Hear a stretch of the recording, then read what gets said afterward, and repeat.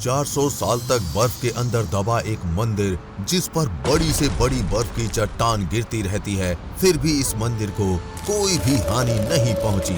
और फिर कई साल बाद जब बर्फ पिघलने लगी, तब ये मंदिर सामने आया, जिससे साइंटिस्ट और जियोलॉजिस्ट इसे देखकर दंग रह गए।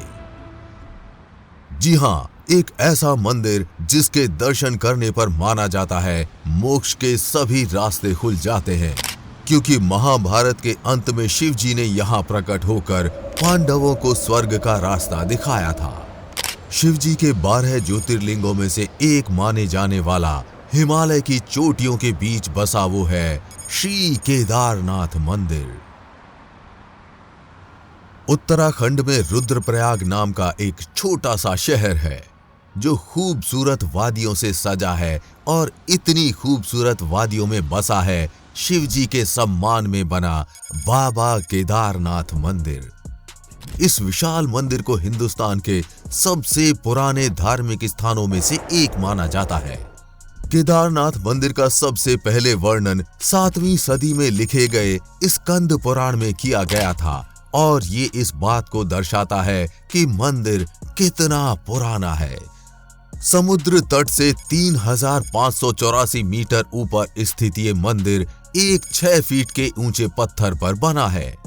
अगर आप जब ये दर्शन करने जाएंगे तो यहाँ पर आपको सबसे पहले शिव जी के वाहन नंदी जी की पत्थर से बनी हुई एक सुंदर सी मूर्ति दिखाई देगी, और नंदी महाराज के ठीक सामने है केदारनाथ मंदिर का मुख्य भाग, जिसमें एक बड़ा सा मंडप बनाया गया है।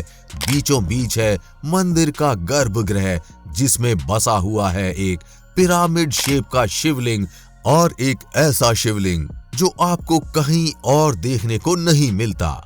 बर्फीले पहाड़ों के बीच बसे इस मंदिर से कई हैरान कर देने वाली बातें जुड़ी हुई हैं। आइए इस वीडियो में इस मंदिर से जुड़े कुछ ऐसे राज बताते हैं जिसको सुनकर आप हैरान रह जाएंगे। आइए सबसे पहले जानते हैं केदारनाथ मंदिर का निर्माण कैसे हुआ। कहा जाता है इस मंदिर को पांडवों ने बनाया था। मान्यताओं के अनुसार महाभारत के युद्ध में अपने गुरु और अपने भाइयों का वध करने के बाद पांडव खुद को अपराधी और पापी मानने लगे थे। महाभारत युद्ध के बाद उन्होंने कई वर्षों तक हस्तिनापुर पर राज किया, पर इतना समय बीत जाने के बावजूद उनके मन को शांति नहीं मिली, तो वो अपनी समस्या का समाधान ढूंढने के लिए ऋषि वेदव्यास के पास जा पहुंचे। और फिर वेदव्यास जी ने उनसे कहा कि अपने पापों से मुक्ति पाने के लिए उन्हें शिव जी की शरण में जाना होगा। इसके बाद पांडवों ने अभिमन्यु के पुत्र परीक्षित को सारा राज्य सौंप दिया और द्रौपदी के साथ काशी चले गए। लेकिन काशी में भी उन्हें भगवान शिव के दर्शन नहीं मिले, तो उन्होंने काशी छोड़ दी और यहाँ से वहां भटकने लगे।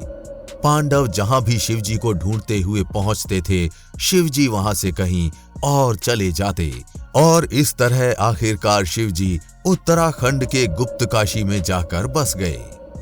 मान्यता ये है कि जब पांडव उन्हें ढूंढते हुए वहां पहुंचे, तो उनसे छुपने के लिए शिव जी ने नंदी बैल का रूप धारण कर लिया। वो गायों के झुंड में छुप गए, जिनके कारण पांडव उन्हें काफी समय तक ढूंढते रहे। अंत में आखिरकार भीम ने उन्हें पहचान लिया। पांडव शिव जी की ओर बढ़ने लगे। पांडवों को अपनी तरफ आते देख शिव जी नंदी रूप में खड़े धरती में समाने लगे, लेकिन उन्हें रोकने के लिए भीम ने पीठ की ओर से उन्हें पकड़ लिया। भीम ने जिस हिस्से को पकड़ा था, वो हिस्सा धरती से बाहर रह गया, और वो हिस्सा एक पिरामिड शेप की शिवलिंग में बदल गया, जिसे आज हम केदारनाथ में पूजते हैं। वो वही शिवलिंग है। पांडवों की इस तरह अपने प्रति निष्ठा देख भगवान शिव जी प्रसन्न हुए और उनके सामने प्रकट हुए, जिसके बाद भगवान शिव ने पांडवों को माफ किया और स्वर्ग प्राप्ति का रास्ता भी बताया। इसके बाद पांडवों ने शिव जी का धन्यवाद किया और जिस जगह पर शिवलिंग प्रकट हुआ था, वहां उनके सम्मान में एक मंदिर बनाया, जिसे हम आज बाबा केदारनाथ मंदिर के नाम से जानते हैं। वैसे केदारनाथ मंदिर से और भी कई सारी कहानियां जुड़ी हुई हैं। कहा जाता है कि जो मंदिर आज हम देख रहे हैं वो 8वीं सदी में आदि शंकराचार्य ने बनाया था, पर आर्कियोलॉजिकल सर्वे ऑफ इंडिया ने इस मंदिर के पत्थरों की जांच की, तब पता चला कि इनका टाइमलाइन महाभारत के पीरियड टाइम से मैच करता है।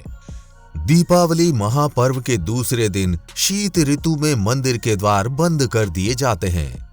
जब मंदिर बंद किया जाता है तब अच्छे से पूजा करके दीपक जलाया जाता है।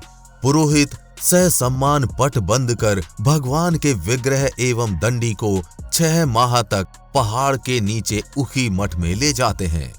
6 माह मंदिर और उसके आसपास कोई नहीं रहता।